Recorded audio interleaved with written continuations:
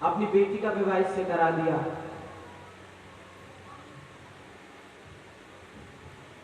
कंस एवं अन्य अत्याचारी राजाओं से, इन सभी के अत्याचारों से तंग होकर पृथ्वी ने गौ का रूप ले लिया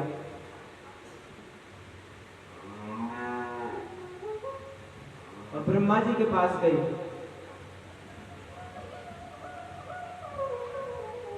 ब्रह्मा जी समस्त देवताओं को लेकर क्षीर सागर के तट पर पहुंचे, भगवान की स्तुति करने लगे।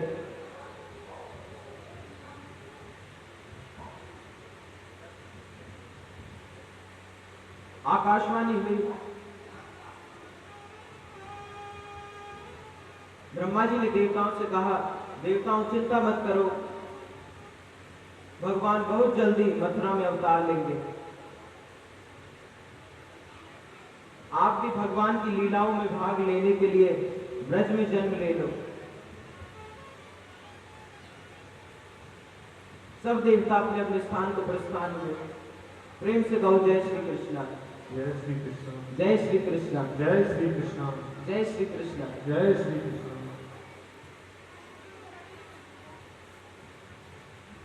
कंस की चचेरी बहन देवकी का विवाह वासुदेव जी के साथ हुआ।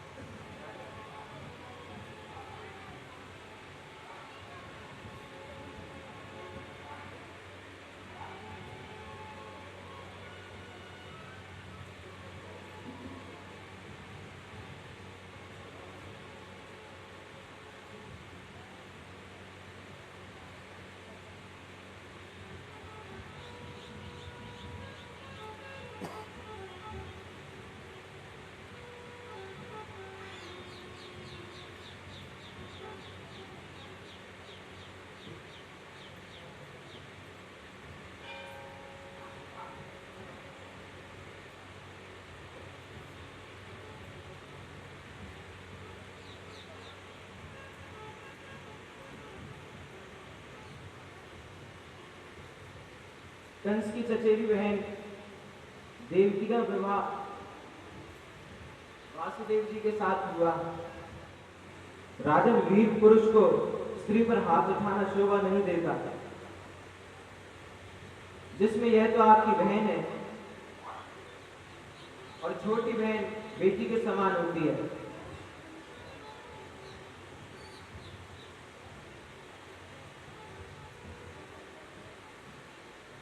रही मृत्यु के बाद तो हम तो आत्मा है। वासुदेव जी ने अनेक प्रकार से कंस को समझाया। कंस ने कहा, यह मेरे काल को जन्म देने वाली है, न रहेगा बांस न बजेगी बांसुरी। वासुदेव जी ने कहा कि आपको भय देवकी से है या उसकी संतान से?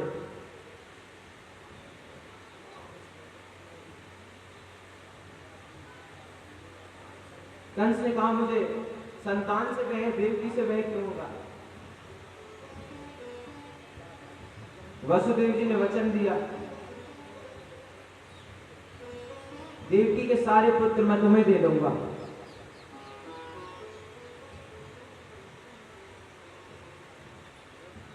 कंस मान गया। वासुदेव देवकी को लेकर अपने घर गए। पहला पुत्र हुआ, वसुदेव उसे कंस के पास ले गए, परंतु कंस को दया आ गई तो वासुदेव उसे वापस ले आए। अब यहां पर नारद जी का आगमन हुआ। नारद जी कंस के पास आए और उसे समझाने लगे। गुलाब की पत्तियां ली 8 और वो लाइन से रख दी और उसको गिनवाने लगे। महाराज, यहां से गिनना 8वीं पत्ती कौन सी है?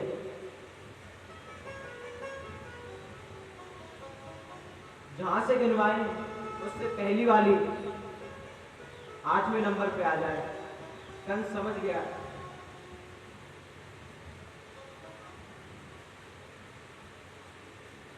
नारद जी ने फूलों के द्वारा कंस को समझा दिया। कहा, हे कंस, देवताओं की गिनती का कोई भरोसा नहीं है, पता नहीं ये कहां से प्रारंभ करें गिनना। वासुदेव और देवकी को जेल में डाल दिया, उनके 6 पुत्रों की हत्या कर दी। 7वें गर्भ में शेषनाग के रूप में बलराम, स्वयं बलराम जी का अवतार हुआ। भगवान ने योगमाया को आदेश दिया,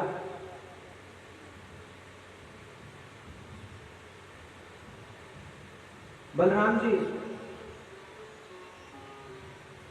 योगमाया के द्वारा रोहिणी जी के पास पहुंच गए।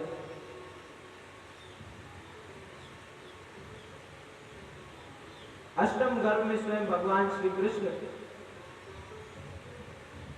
आने वाले थे। देवकी का मुखमंडल चमकने लगा तो कंस ने जो पहरा था वह और कड़ा करवा दिया।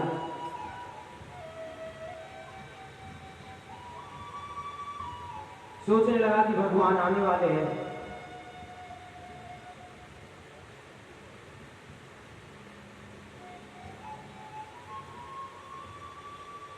देवकी मैया के 8वें पुत्र के रूप में स्वयं भगवान श्री कृष्ण प्रकट हुए।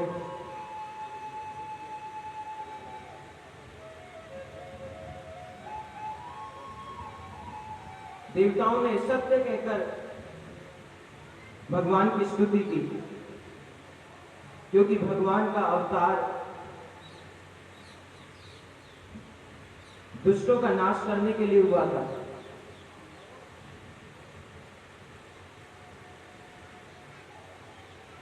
और जो वहां दुष्ट थे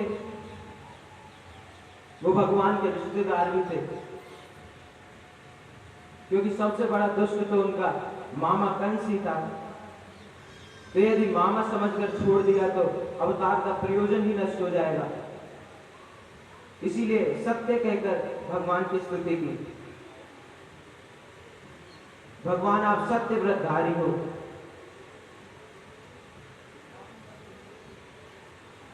स्तुति तो बहुत लंबी की, परंतु कुछ भाव नहीं था। प्रभु, जो लोग ज्ञान के अभिमान में अपने को मुक्त मानने लगते हैं, परिणाम स्वरूप उनकी बुद्धि अशुद्ध हो जाती है।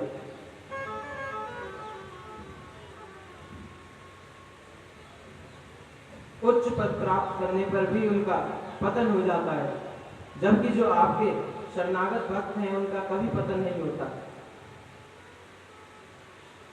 उन्हें आप गिरने से बचा लेते हैं।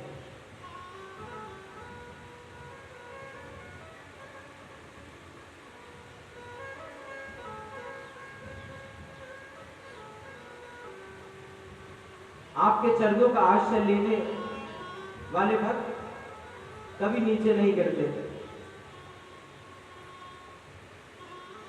वे आपके चरणों में ही मन लगाए रखते हैं। और मन चरणों में कैसे लगेगा? श्रवण, कीर्तन, स्मरण, चिंतन आदि से।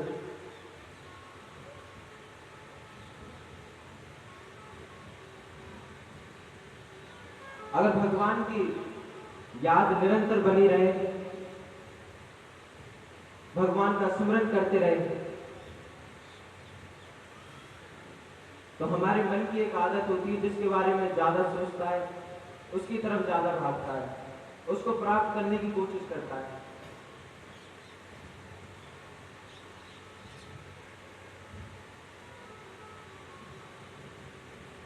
अब 8वें संतान के रूप में भगवान श्री कृष्ण प्रकट हुए। बोल बाल कृष्ण लाल की जय।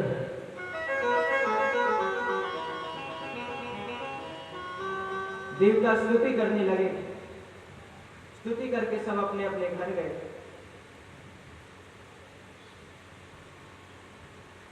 और भगवान का प्राकट्य हो गया। भगवान का प्राकट्य कृष्ण पक्ष की अष्टमी रोहिणी नक्षत्र में हुआ, भादों के महीने में।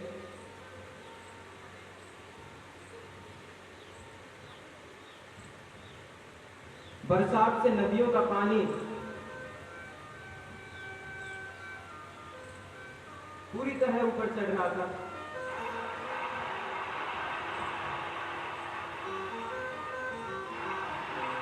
और नदियों का पानी मटमैला हो रहा था।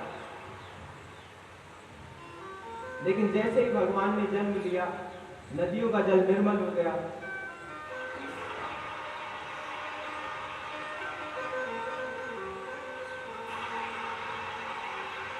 संपूर्ण प्रकृति भगवान के स्वागत में लग गई।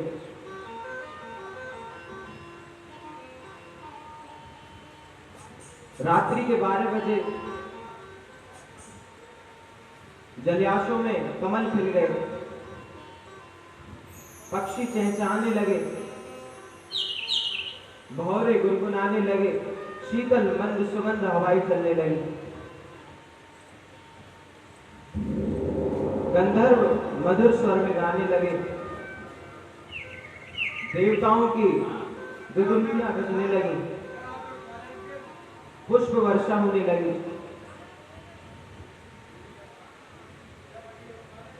जल से भरे हुए आकाश मंद मंद वर्षा कर रहे थे। ऐसे सुंदर मधुर वातावरण में रात्रि के 12 बजे सर्वेश्वर प्रभु मां देवकी के सामने 4 भुजा धारण कर प्रकट हो गए।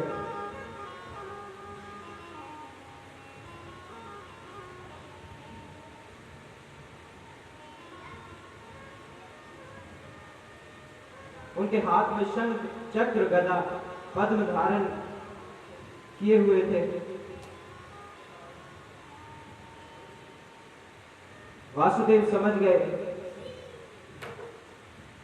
कहने लगे, प्रभु मैं समझ गया कि आप प्रकृति से परे सर्वात्मा हैं, साक्षात आप भगवान हो। अब तो स्तुति कर रहे हैं। तभी देवकी ने कहा,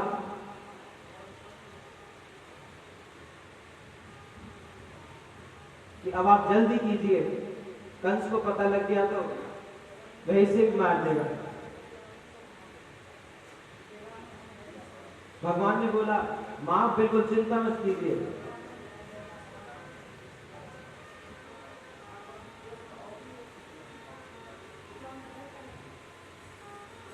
अब तो मां को भी पूर्ण विश्वास हो गया कि मेरे पुत्र का कोई कुछ नहीं बिगाड़ सकता। अब तो देव की मां भी स्तुति करने लगी।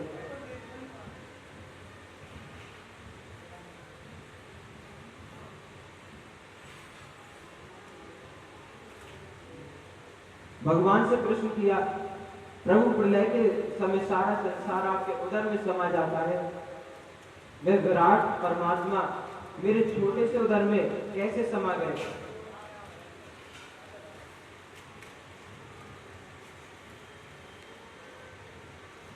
वे सर्व उर्वासी परमात्मा मेरे उर्वासी कैसे हो गए? अंत में मां देवकी कहती है, हे प्रभु,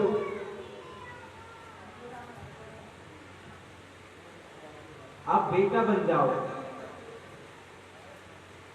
भगवान ने कहा, मां बेटा तो बन जाऊंगा, पर मेरी सुरक्षा के लिए मुझे नंद भवन में छोड़कर आना होगा।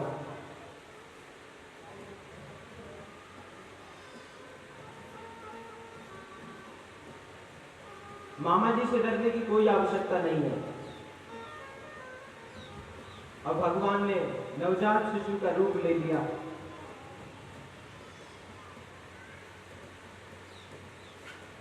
वासुदेव जी ने भगवान श्री कृष्ण को सिर पर धारण किया। हथकड़ी, बेड़ियां, पहरेदार, जितने भी रास्ते की रुकावटें थी सब हट गए।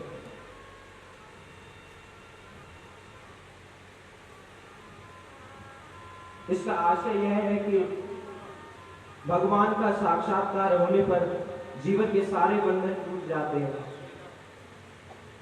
विकार सो जाते हैं, जीव नित्य शुद्ध मुक्त हो जाता है। कारागृह से बाहर निकले, देवताओं ने फूल वर्षा करी, भगवान का स्वागत किया। बादलों से मंद मंद जल बरसता रहा।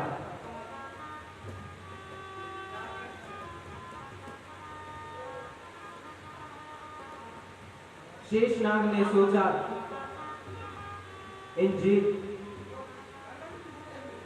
इन बादलों से जल वर्षा हो रही है, प्रभु को कष्ट हो रहा होगा, पीड़ा हो रही होगी, प्रभु अभी छोटे हैं, कहीं सर्दी ना लग जाए। तो भगवान के ऊपर अपना फन फैला लिया और चलने लगे। बाढ़ के कारण नंद बाबा को बड़ी असुविधा हो रही थी भगवान को ले जाने में।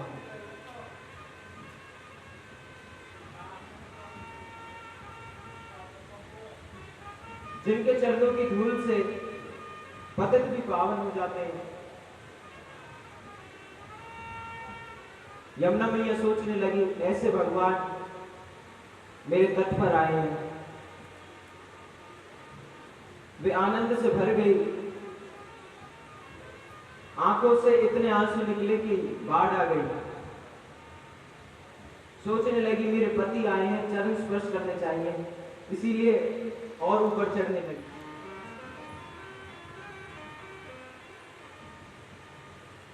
एक कारण और था, सोचने लगी मुझे यमराज की बहन समझकर कहीं मुझसे मुंह न फेर ले, इसीलिए अपनी विशालता का प्रदर्शन करते हुए स्वामी का स्वागत करने लगी।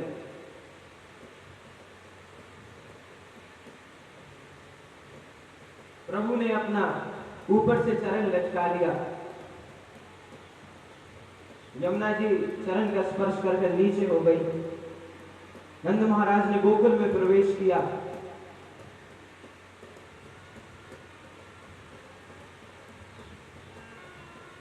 और कन्हैया को यशोदा मैया के बगल में सुला दिया।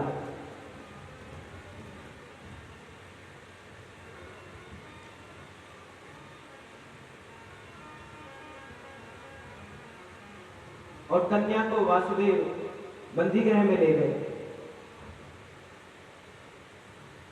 अब कन्या को देखा तो कंस को बड़ा दुख हुआ,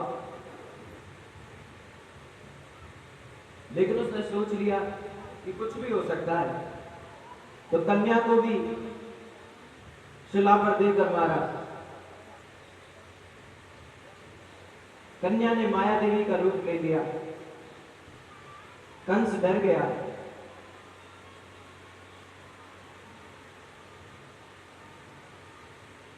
और कहने लगा कि मुझे माफ करना, मुझे पता नहीं था कि आजकल आकाशवाणियां भी झूठ बोलने लगी हैं।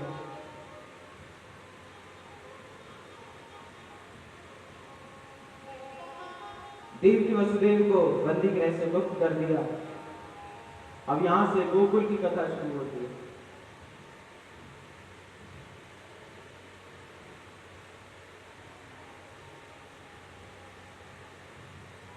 नंद बाबा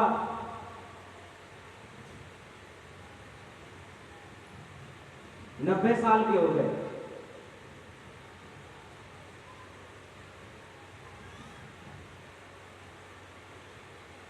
पर अभी तक कोई छोरा छापरो ना है। मैया 80 साल की है। एक बार क्या हुआ, एक संत मंडली बाबा के यहां आई।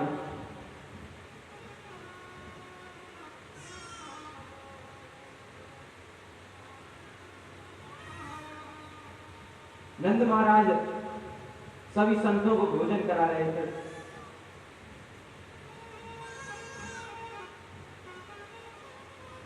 हम तो एक संत के भोजन करते करते मोहते निकल गए, बाबा पुत्र मान भव। नंद महाराज ने कहा कि अरे भैया, बुढ़ापे में कहां से पुत्र होगा।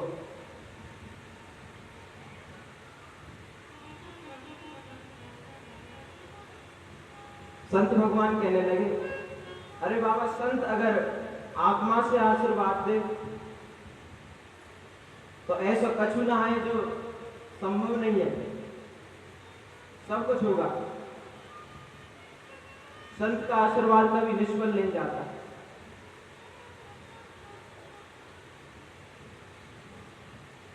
अगर तो को विश्वास ना है तो जब तक छोरा ना है जाएगा तब तक हम यहीं रहेंगे।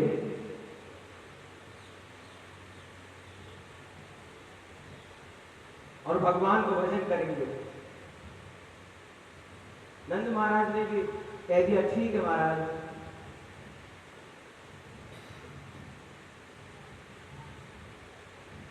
अब तो सभी ब्राह्मण, सब संत यमुना के किनारे आसन लगाकर बैठ गए और कहने लगे, हे भगवान, नंद बाबा के यहाँ अब के एक मलूक से छोरा लाजो।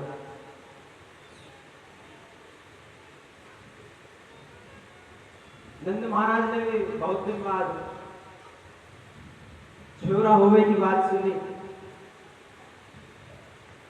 सारे ब्रजमंडल में खबर फैल गई।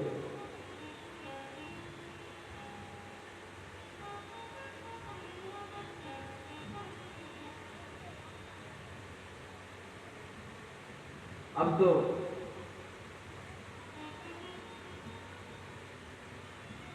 माता का गर्व रह गया। नंद बाबा ने तुरंत पूरे ब्रजमंडल में खबर फैलवा दी।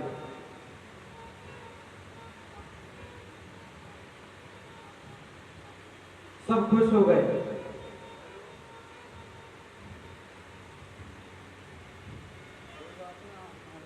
नंद बाबा तुरंत अपनी बहन के यहां गए। नंद महाराज की दो बहन थी, एक तो नंदा और सुनंदा। कहने लगे, बहन जल्दी चल।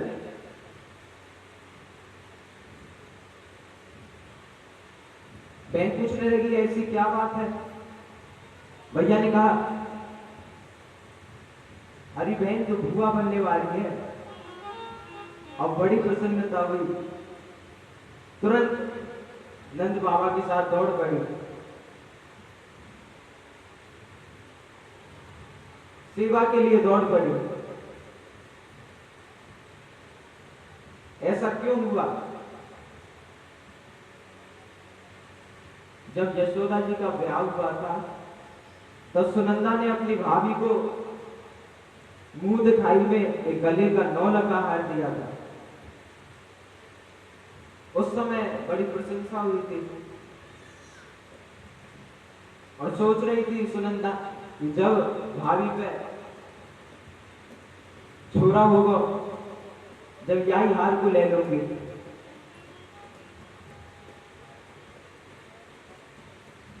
पर सुनंदा बूढ़ी हो गई, लेकिन मैया पे कोई लाना ना भयो। हार मांगने को कोई मौका ही ना आया।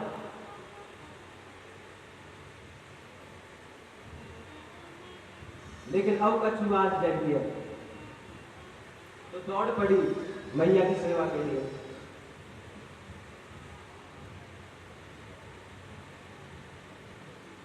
भादों की कृष्ण पक्ष की अष्टमी में सब सो रहे थे नंद महल में।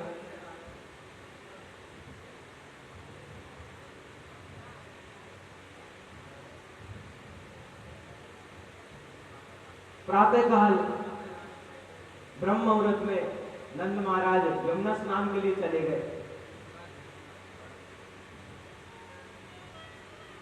लेकिन किसी को भी नहीं पता चला। तो सुबह जल्दी से सबसे पहले सुनंदा बुआ की आंख खुली।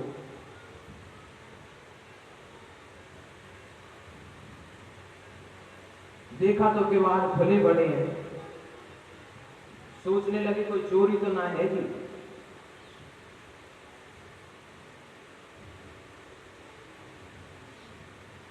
लेकिन ये सब बाद में देखा, पहले ये देखने लगी कि अभी तक भाभी कैसे सो रही है।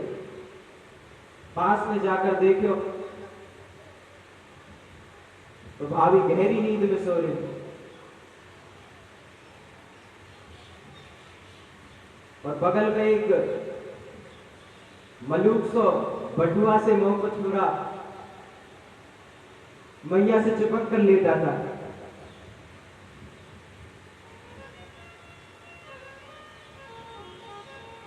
अब तो बालक को देखा नहीं, पहले सोचने लगे कि बालक तो है, भगवान से प्रार्थना करी कि लाला ना है, लाली ना है, लाला होना चाहिए। पास में जाकर देखा तो कन्हैया का दर्शन किया। बोल कन्हैया लाल की जय। बाल कृष्ण लाल की जय। लेकिन हल्ला नहीं बचाया, शांत रह गई।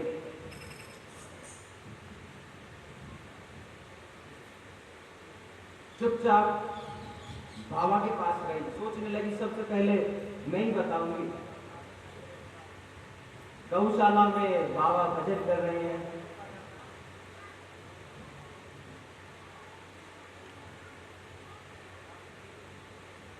भजन कर रहे हैं माला पे। अभी तो भयो ना है, आगे की पतो ना है, अभी तो भयो ना है, आगे की पतो ना है। तो ऐसा भजन कर रहे हैं। तुरंत वहां सुनंदा बुआ आई, कहने लगी भैया बधाई हो, लाला भयो है।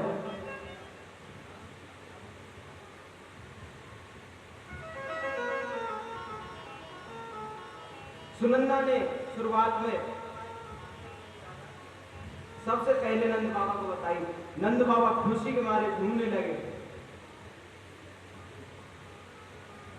सुनंदा कहने लगी कि नंद महाराज जी मुझे इनाम क्या मिलेगा। मैंने सबसे पहले आपको बताया है।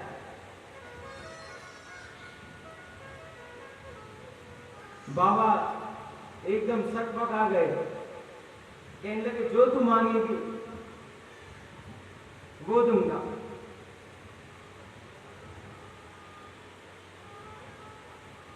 नंद बाबा उछलने लगे जैसे कोई 25 साल को छूरा हो।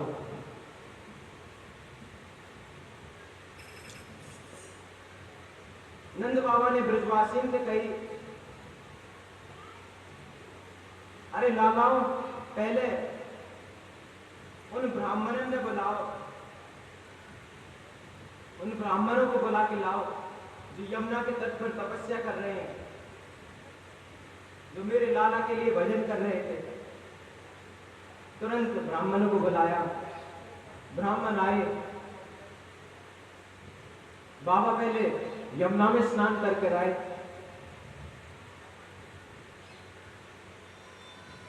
फिर उत्सव मनाने लगे।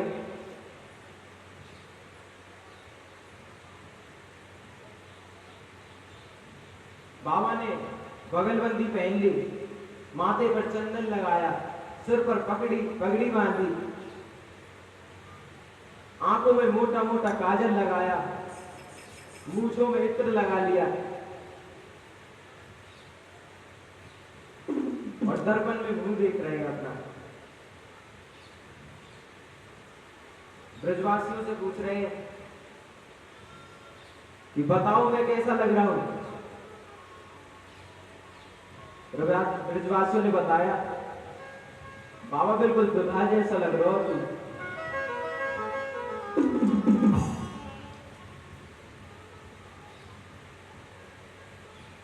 ब्राह्मणों ने जाकर संस्कार किया, पूजा करवाई, लेकिन नंद बाबा का पूजा में मन नहीं लग रहा था। बाबा का ध्यान ही कहीं और था। अब तो पूजा बीच में छोड़ दी, कहने लगे अब मैं जब तक छोरा को मोहन आए देख लूंगा, जब तक मेरे पूजा में मन ना लगेगा।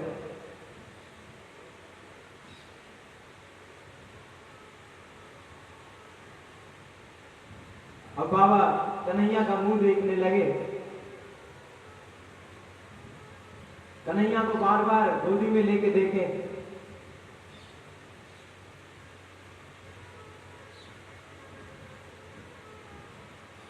यहां से नंद उत्सव के शुरू होता है।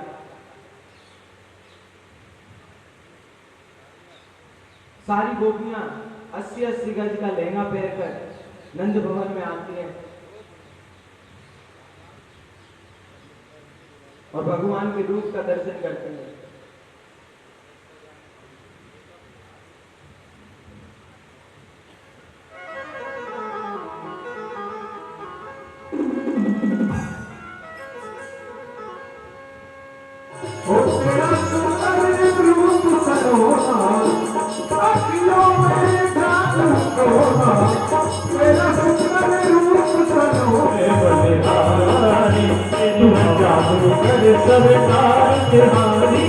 सूरत पे बलिहारी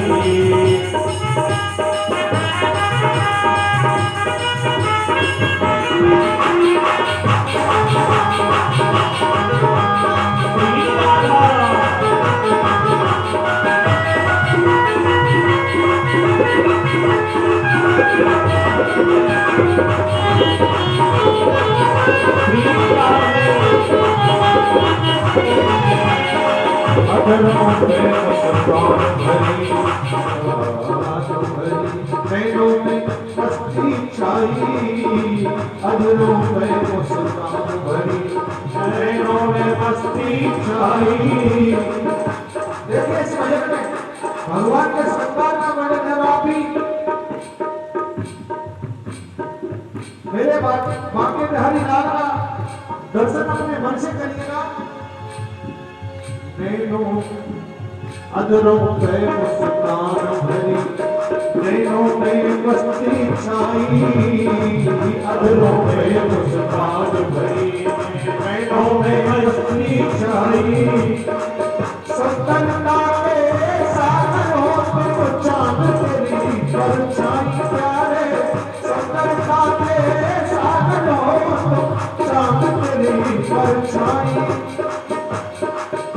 तुम्हें खुशियों भरा खजाना, दिल हो जाए तेरा दीवाना।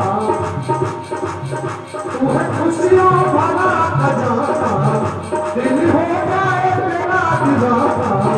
तुझे देखे जो एक बार, तुझे देखे जो एक बार बिहारी। सूरत पे बलिहारी, मेरे राधा वल्लभ लाल बिहारी। सूरत पे बलिहारी।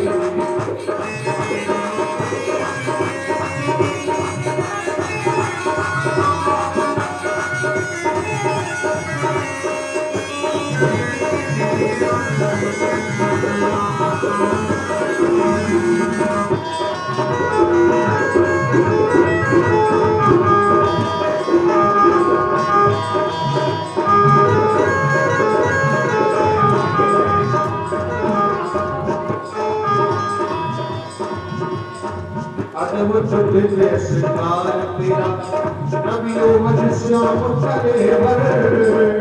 अद्भुत दिव्य श्रृंगार तेरा, नबियों मज श्याम कलेवर।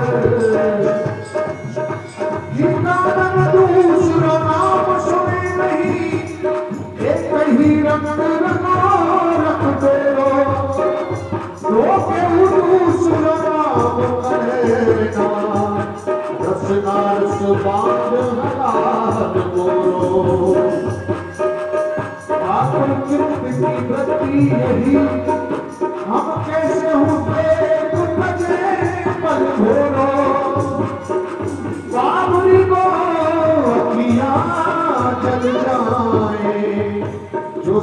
सावरो छोड़ निहारत गोरो जो सावरो छोड़ निहारत गोरो जो सावरो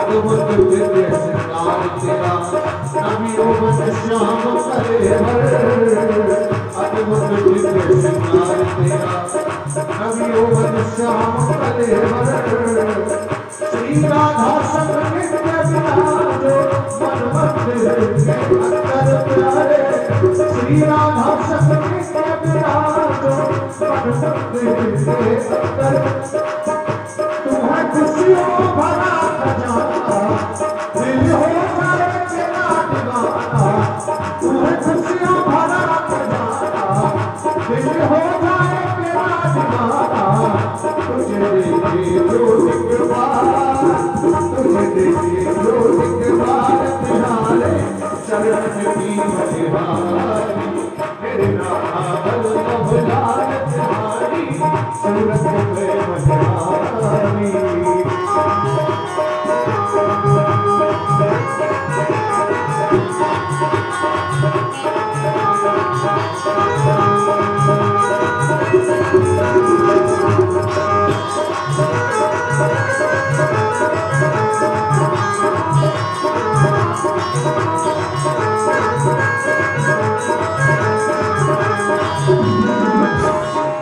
तुम सब मेरे नैन करे कोई और न मन को भाए तुम सब मेरे नैन करे कोई और न मन को भाए मेरे मन की वीणा प्यारे गीत तेरे ही गाए मेरे मन की वीणा प्यारे गीत तेरे ही गाए मैं क्यों शर्माऊं जग से मैं क्यों शर्माऊं जग से कहूँ भुजा उठा कर सबसे कहूँ भुजा उठा कर सबसे तुम सुन लो मेरी पुकार तुम सुन लो मेरी पुकार तुम्हारे चरणों में बलिहारी मेरे राधा वल्लभ लाल बिहारी सूरत में बलिहारी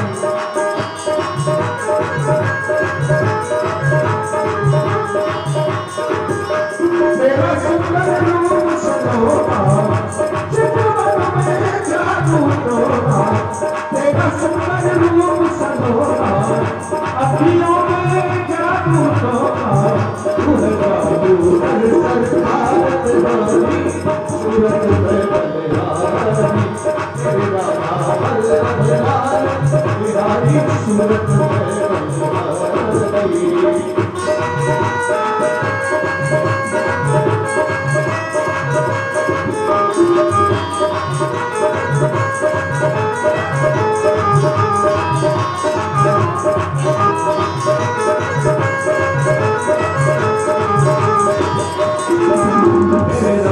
बिहारी लाल बिहारी सूरत में बलिहारी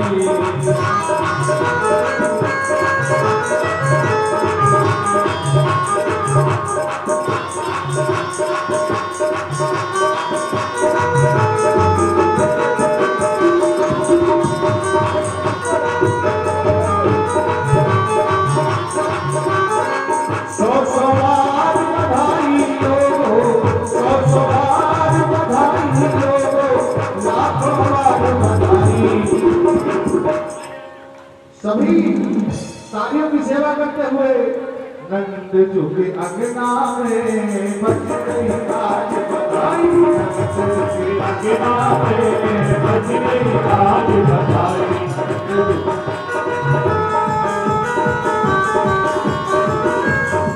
सौ सौ बार बधाई दो सौ सौ बार बधाई दो सौ सौ बार बधाई दो लाखों बार बधाई जन्म लियो जन्म लियो जन्म लियो माला ने बज गई आज बधाई जन्म लियो माला ने बज गई आज बधाई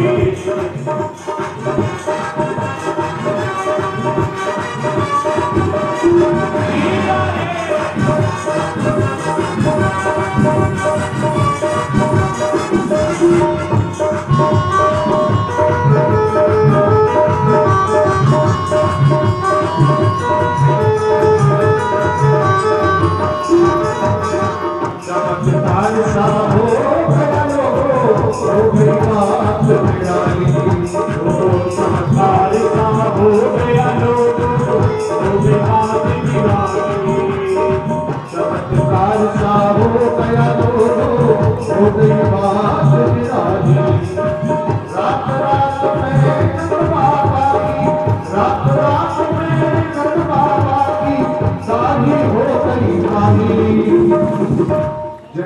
यो कान्हा ने बजरंगी घाट बधाई यो कान्हा ने बजरंगी घाट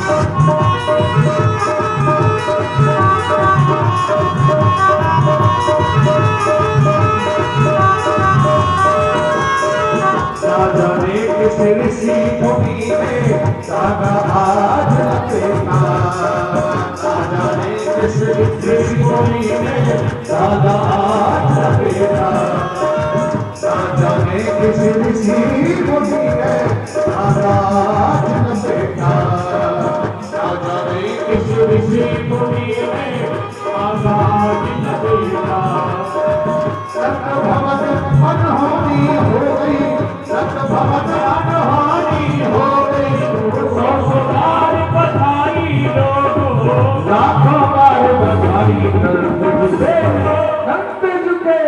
कंप झुके अंगना में बजरंगी घाट बधाई कंप झुके अंगना में बजरंगी घाट बधाई कंप झुके अंगना में बजरंगी घाट बधाई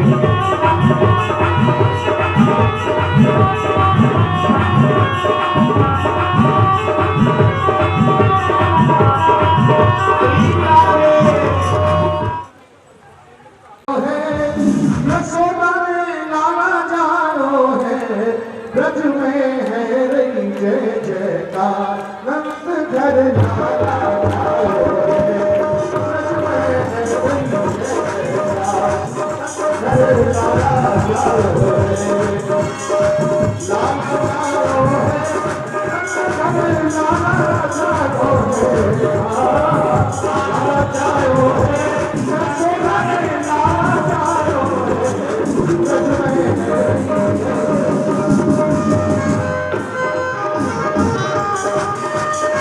है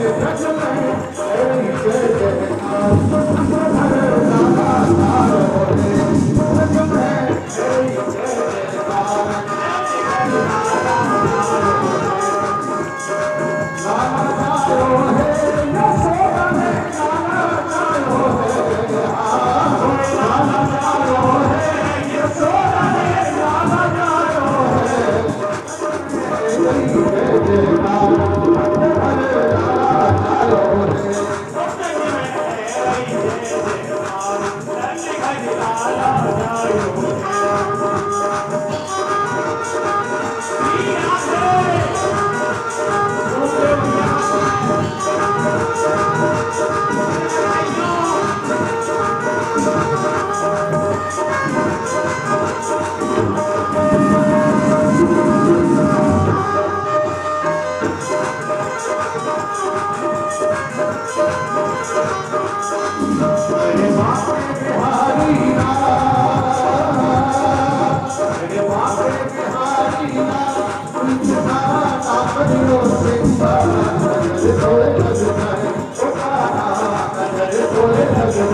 Oh,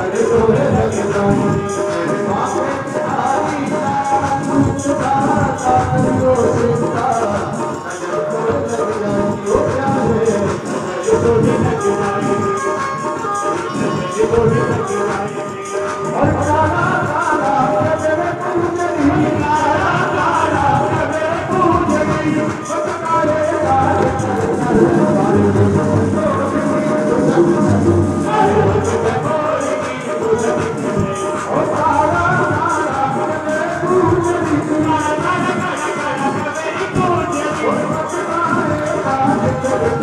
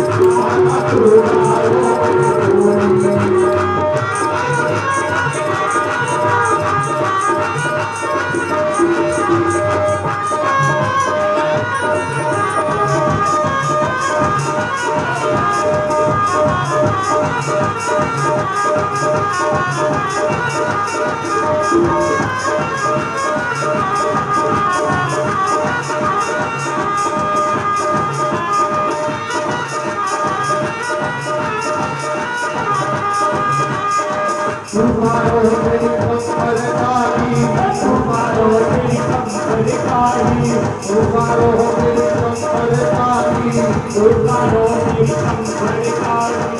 ऐसे तेरी राधा प्यारी, ऐसे तेरी राधा प्यारी, ऐसे तेरी राधा प्यारी, ऐसे तेरी राधा प्यारी। अरे सीना गोरी ताना तुम्हारो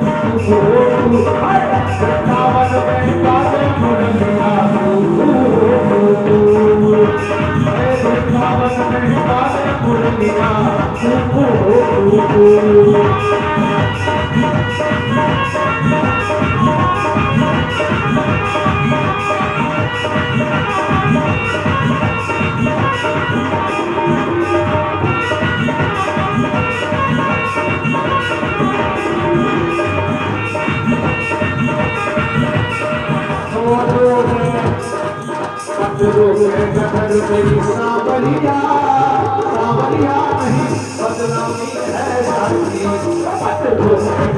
तेरी सावरिया सावरिया बदनामी है जाती। तेरी सावरिया सावरिया नहीं बदनामी है जाती, तेरी सावरिया सावरिया बदनामी है जाती।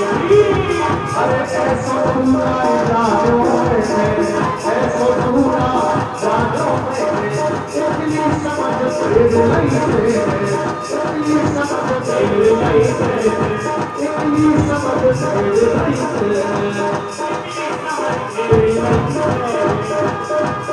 मत झटके मेरी चुनरिया चुनरिया नहीं बदनामी है जाएगी।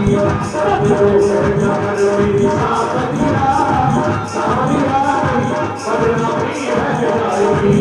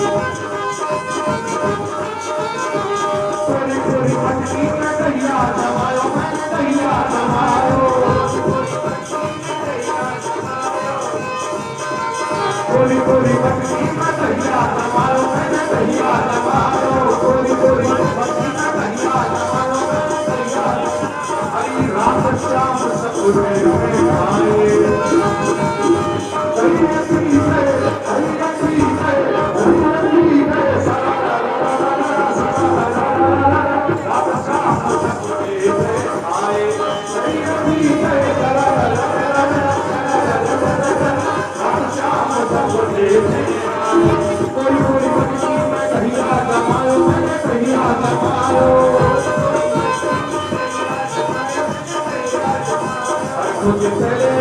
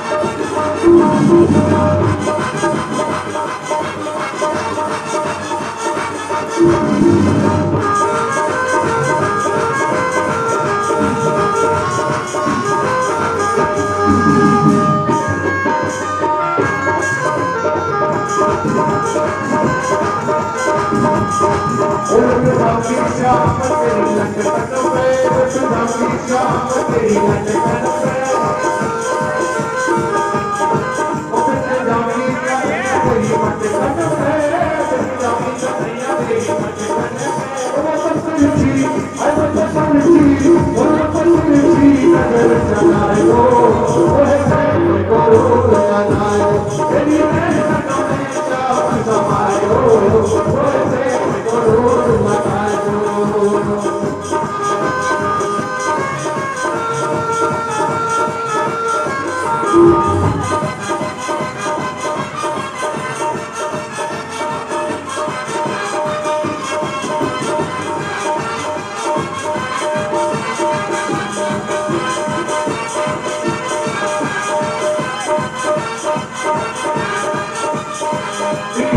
भरे रख सब द्वारा ओ दीवाने भरे रख सब द्वारा दीवाने भरे रख सब द्वारा पागल मोहे प्यारो नंदलाला पागल मोहे प्यारो नंदलाला दीवाने भरे रख सब द्वारा पागल मोहे प्यारो नंदलाला ओ तो मधुरो मधुरो मधुरो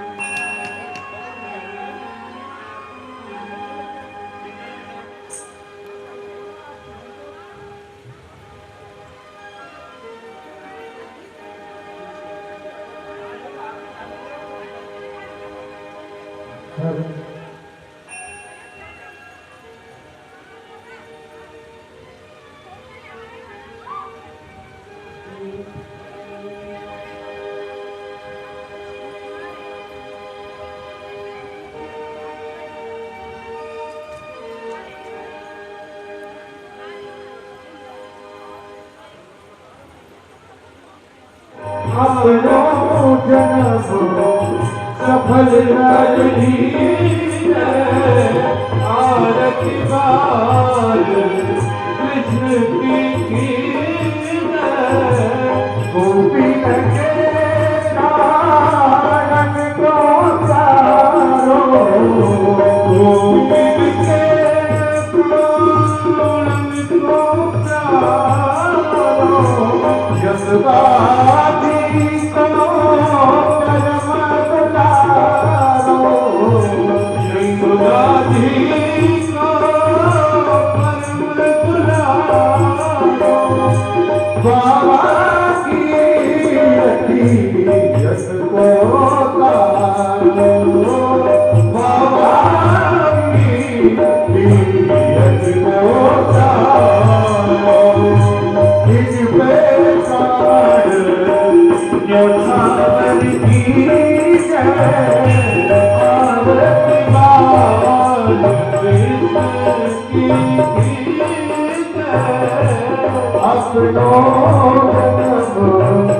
सफल कर दीजिए अपना जन्म सफल कर दीजिए बलिदान जी को छोड़ो भैया बलिदान जी को छोड़ो भैया कटुआ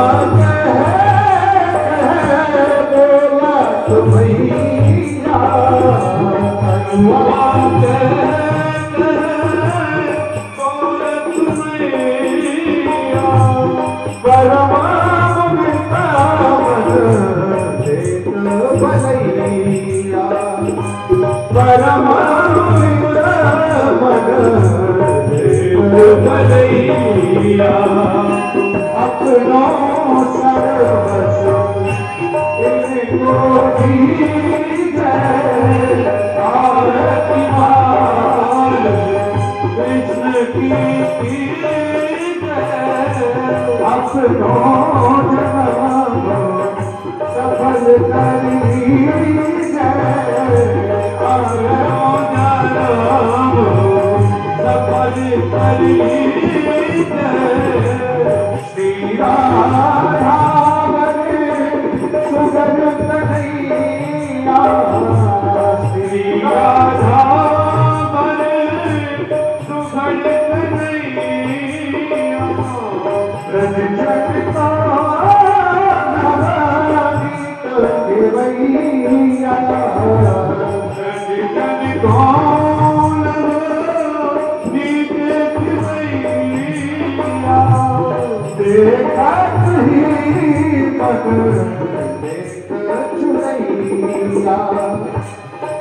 देखा नहीं पर एक सुनैया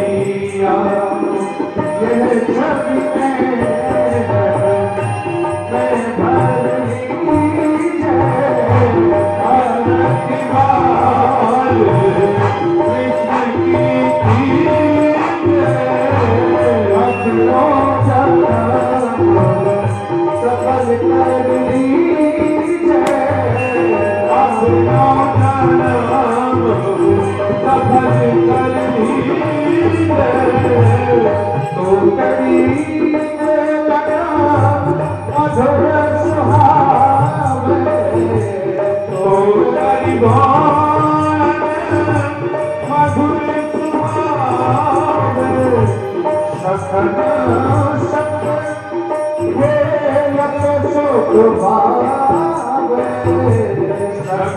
संग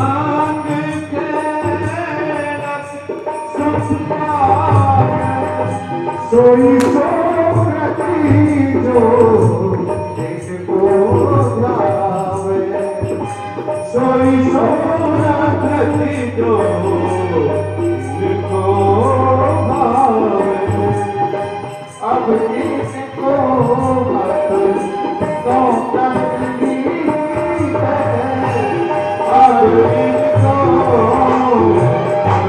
नो करनी आरती बाल कृष्ण की जय आरती बाल कृष्ण की अपनों सफल कर लीजिए अपनों नाम सफल कर लीजिए आरती बाल आरती बाल आरती बाल कृष्ण की जय बोलिए बांके बिहारी लाल की जय बाल कृष्ण लाल की जय नंद बाबा की यशोदा मैया की राधा वल्लभ लाल की राधा रानी सरकार की संत समाज की सदगुरुदेव भगवान की जय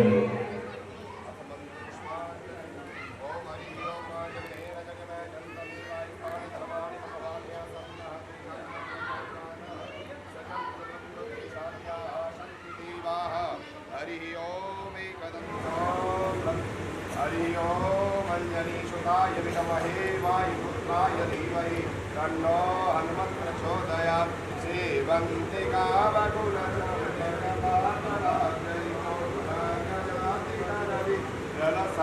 पुष्पै बिल्वा प्रवाल तुलसी दलमञ्जरीः त्वां पूजयामि जगदीश्वर मे प्रसीद नानाशून्य पुष्पाणि यथा कालोद्भवानि च पुष्पाञ्जलिर्मया दत्त ग्रहण परमेश्वरः क्षमहुनाथय पराधम ते जग के आधार पुष्पांजलि अर्पण करूं मेरे नाथ करो स्वीकार मंत्र पुष्पांजलि समर्पयामि बोलो भागवत महापुराण की जय बोलो सतगुरुदेव भगवान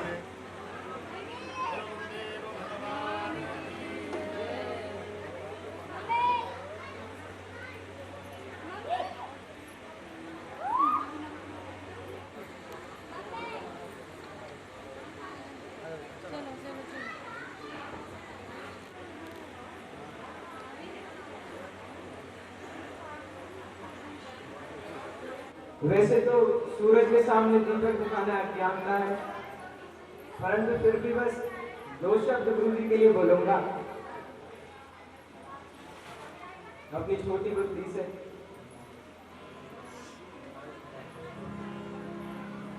उन दो शब्दों में ही संपूर्ण सार है।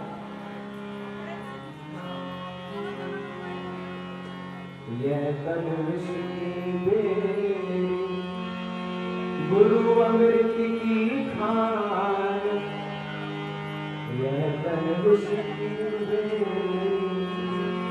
गुरु अमृत की खान। शीश दिया जो गुरु मिले तो भी संस्कार, तो भी संस्कार। यह तन ऋषि वेद गुरु अमृत की खान। शीश दिया जो गुरु मिले तो भी संस्कार, तो भी संस्कार। गुरु जी महाराज की जय जय श्री राधे, जय जय श्री राधे, जय जय